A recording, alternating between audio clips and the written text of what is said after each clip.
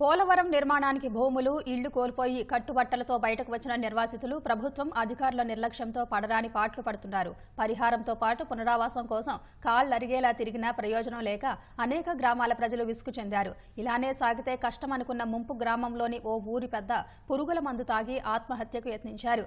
ఇప్పటికైనా తనతో పాటు నిర్వాసితులందరికీ న్యాయం చేయాలనే ఆలోచన ప్రభుత్వం అధికారులకి రావాలనే ప్రాణత్యాగానికి సిద్ధపడ్డానని ఆవేదనగా తెలిపారు.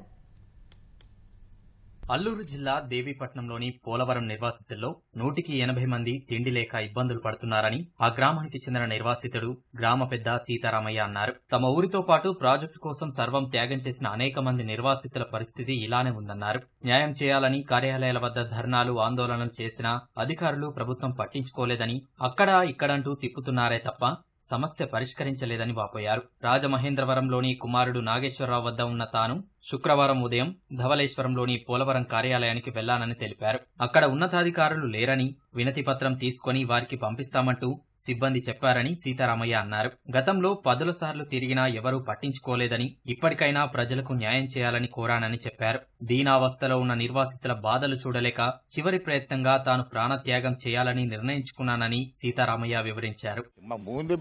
మాకేమీ లేకుండా ఎలాగుందండి? కట్టిన కాలనీలు లేవండి, తలాలు లేవండి, ప్యాకేజీలు లేవండి. దీపాటం సెకండ్ ఇయర్ తీర్చలేదు. మరి 4 ఏళ్ళ బట్టి ఏమైతే ఎక్కడ పోతామండి? వాళ్ళు ఏసీలు దొంగకోవాలా, పెద్ద బిల్డింగ్ కట్టుకోవాలా, ప్రభుత్వం పెట్టి మమ్మల్ని లేట్ పెడతారా? కట్టుబడితో పంపేసి 110 మందికి తింటా కూడా ఉన్న 90 మంది అది లేదు. ధర్నాలు చేస్తున్నాం, మీటింగ్లు చేస్తున్నాం, లెక్క చేస్తలేదండి. వెళ్తున్నారు. నేను 15 ఎకరాల రైతు, 5 ఎకరాలేమో మామూలు ఇచ్చేమో పుచ్చుకున్నాను. అది 3 లక్షల మీద. ఎంత ఎలాగ పంపేస్తారు? బతకాలి కదండి మరి అని. అయ్యి ఇంకో 2 ఎకరాలు ఏదో వస్తే 5 ఎకరాలు తీసుకున్నామండి. ఉన్న 7 ఎకరాల భూమి పెండింగ్లో ఉంది. మరి ఆడపిల్లలు పెళ్లి చేయాలని నాకు ఏదైనా వాళ్ళని మరి మగ పిల్లలు మానవ పడుతున్నారు. తాత బాగుంటుంది కదండి. ఏదైనా ఉపాధి చెప్పి నేను నా బతుకెందుకు? నా యాత్రలు దక్కొద్దండి, మన వాళ్ళు బతకొద్దా, చదువుకోవద్దా, ఏ చేసుకోవద్దా? నాకు లేదు, పెద్దలు లేదు.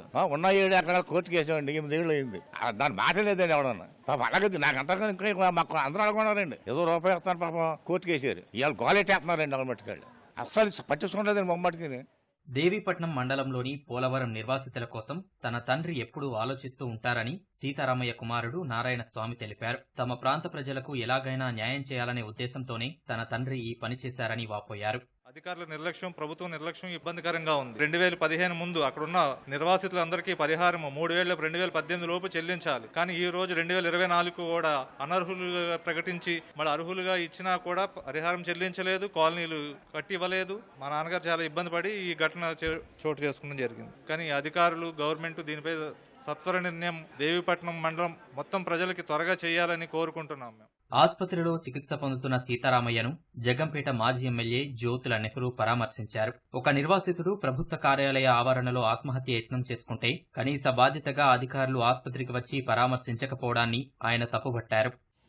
విచిత్రం ఏంటంటే వాళ్ళు 3 ఉంటే కుటుంబంలో 3లో పెద్ద కొడుకు ప్యాకేజ్ ఇచ్చారు, రెండో కొడుకు ఇవ్వలేదు, తండ్రికి ఇవ్వలేదు. ఇది అధికారుల యొక్క అలసత్వమా కాదా? ఇటువంటి వాళ్ళు ఎంతో మంది వెలుగులో రాకుండా కూడా నిరాశ నిస్పృహలతోటి ప్రాణాలు విడిచినటువంటి పరిస్థితులు ఉన్నాయి. తెలుగుదేశం ప్రభుత్వం రాబోతుంది.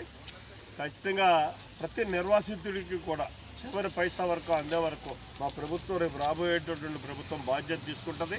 దీనికి బాధ్యులైనటువంటి అధికారులందరి మీద కూడా చర్యలు తీసుకునేటటువంటి బాధ్యత మేము తీసుకుంటాం. సీతారామయ్యను చూసేందుకు గ్రామస్తులు ఆసుపత్రికి వచ్చారు. అక్కడ 2 కానిస్టేబుళ్లను అధికారులు ఉంచారు. సీతారామయ్య ఆత్మహత్యాయత్నం నేపథ్యంలో ముంపు గ్రామాల ప్రజలు ధవళేశ్వరంలోని పోలవరం కార్యాలయానికి వచ్చే అవకాశం ఉందన్న సమాచారంతో పోలీసు పికెట్ ఏర్పాటు చేశారు.